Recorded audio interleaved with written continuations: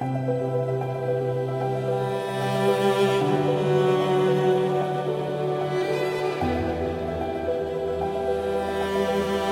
sila'y magiging isa, kaya hindi na sila dalawa, kundi isa.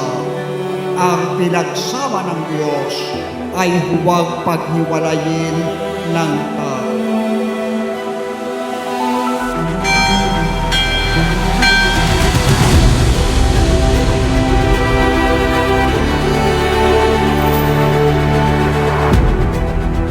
Yung pinaka-memorable sa akin, siya yung nagpabago ng lahat. Siya yung nagpabago ng buhay ko. Sa lahat ng yun, kundi dahil sa kanya, baka hanggang ngayon, ganun pa rin ako. Hindi ko masabi kung gaano ako kasaya. Kung nagsasalita lang yung puso ko, malalaman mo.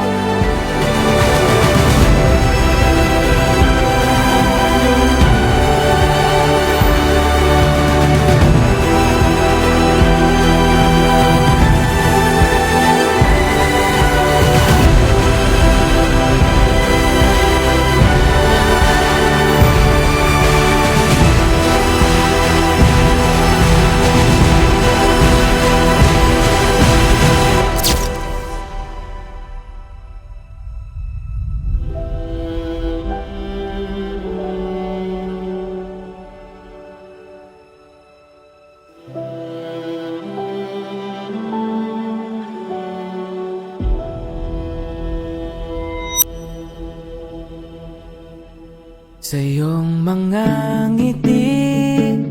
Actually, nagkakilala kami ni Jeric, pandemic. So, dahil nagka-pandemic, may mga kasama kaming tropa. Sinabi ko sa tropa ko, meron akong nakita doon na pogi, may abs, 6 packs. Ginawa ko, nag-TikTok kami malapit sa cottage nila. Siyempre, magpapansin, ganyan. Tapos after nun, yung tropa niya, nakilala ko. Pinakilala rin ako ng tropa. So, actually, hindi talaga ako kilala ni Daddy Jerry. Para sa'yo.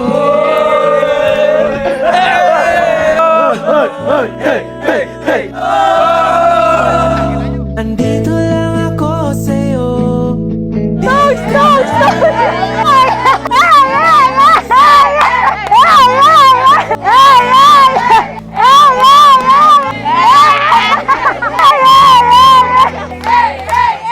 Mula ngayon, ikaw lang at ako.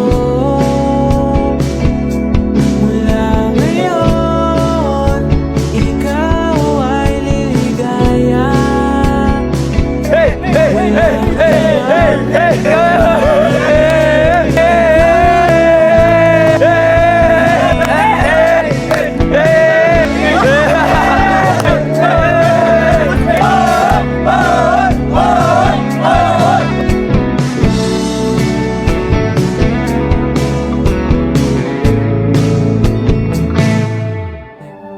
sa dinami-rami ng mga tao.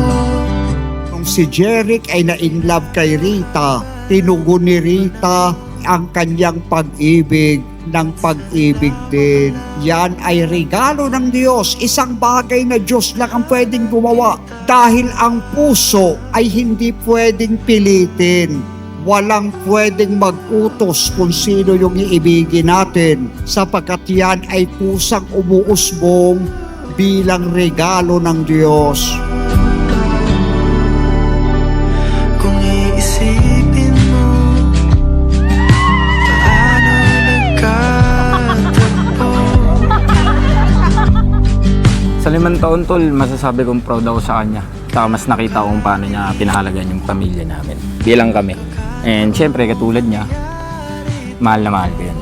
Kaya sa'yo ko lang din ipagkakatiwala. Kung sakali man magkaroon ako ng problema, ikaw lang yung malalapitan ni Jesus. May aking makasalubong, makilala naman. Sa araw ng kasal natin, gusto ko sumaya ka, gusto ko mabigay lahat sa'yo, gusto ko hindi ka na-stress, nakangiti ka. At syempre, mas na-excite ako na makita ka sa simbahan. Na ihaharap na mismo kita sa altar, mangangako tayo sa Diyos ng dalawa tayo. Sa dinami-rami ng mga tao, sa hinaba-haba ng panahon, sa nilawak-lawak ng mundo, nahanap siya sa pinasasalamat ako sa kanya.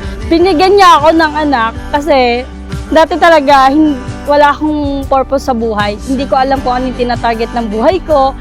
Simula nung dumating si Kia sa buhay ko, sobrang daming pinagbago. Although lahat naman, di ba, pag naging nanay, ngayon na-realize ko yung sabi ng nanay ko dati sa akin, na pag nagkaanak ka na, doon mo mararanasan ng lahat ng hirap. Kahit saan, kahit kailan, kahit anong bagyo pa man ang dumaan. Hindi lang kita nakikita, yung presence mo, yung binuo mong pagmamahal sa akin, sa amin, nandito lang yun. Pagtapos ng asal namin, papupuntahan kita. Sasabihin ko sa'yo pa, tinupad ko na yung gusto mong mangyari sa akin. Naikasal ako pa sa babaeng gusto mo din. Gusto ko, syempre. Ikikwento kita sa mga apo mo palagi kung gaano ka nagpaka tatay sa amin. At ganun din ako. Ngayon, iharap na kami sa altar. Inaasahan ko nandun ka. Sana maramdaman kita doon. Paman, kailan paman, at kahit madalas na tayong di magkasunduan, ikaw pa rin ang uuwian. Mahal, ikaw ang uuwian. Baguhin man ng libo-libong buwan ang Hi Daddy, hindi ko alam kung paano sabihin, pero sobrang saya ko ngayong araw. Dahil tinupad mo yung sinabi mo na papakasalan mo ako. Thank you kasi dumating ka sa buhay ko kahit hindi man naging perfecto yung relasyon natin. Hindi mo pa rin ako iniwan hanggang dulo. Alam mo naman yan kung gaano kita kamahal. Pagsisilbihan kita kahit dumating sa point na hindi ko na kaya, handa pa rin akong hilain ka, handa pa rin ako samahan ka sa hirap at ginhawa. Pagsisilbihan ka hanggang sa pagtanda. mahal, ikaw ang uuwian. Mami, ngayon pa lang, di ko na alam ano sasabihin ko sa'yo kasi lahat naman ng nasabi ko, ginawa ko na. Siyempre, hindi naman pwedeng wala. Ikaw yan, pinakita mo sa akin at pinaramdam mo din kung gaano ako kahalaga sa'yo. At ganon din ako sa'yo kung gaano ako kahalaga sa akin, ipaparamdam ko yan ng sobra pa sa'yo. May papangako ko sa'yo yung magandang future mo. Dahil kahit kailan, hindi kita papabayaan, ibibigay ko yon ng buong puso ko. At yung puso ko, ibibigay ko yon sa'yo at sa Diyos. Ikaw pa rin ang uuwian.